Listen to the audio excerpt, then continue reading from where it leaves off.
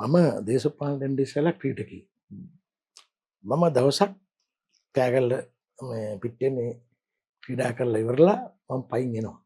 මොන අවුරුද්දද ඔය කියන්නේ? මේ ඇවිල්ලා 78 විතර. 78 නෙමෙයි 79. ඇවිල්ලා මම පන්තල ඉස්සරහා මම පයින් එනවා උඩහට.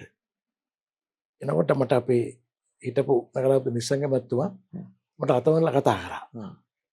මං ගියා. කාර් එකට නැගින්න කිව්වා. මම නැග්ගා. අපේ පවුලේ හිතවත් බස් එකෙලින්ම එයා ගෙදරට ගියා. පන්සල එහා පැත්තේ. ගෙදරට ගිහලා ෆෝම් එකක් දීලා මේක අස්සම් කරන්න කියලා. මම රිසර්ච් මොකක්ද කියලා.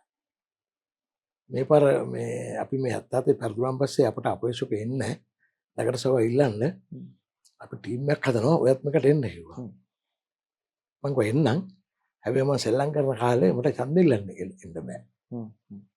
ලිස්ට් එකේ ඉන්න. ඡන්දෙ ඉල්ලන්න එන්න බෑ මට ක්‍රීඩා කරන්න ඕනේ.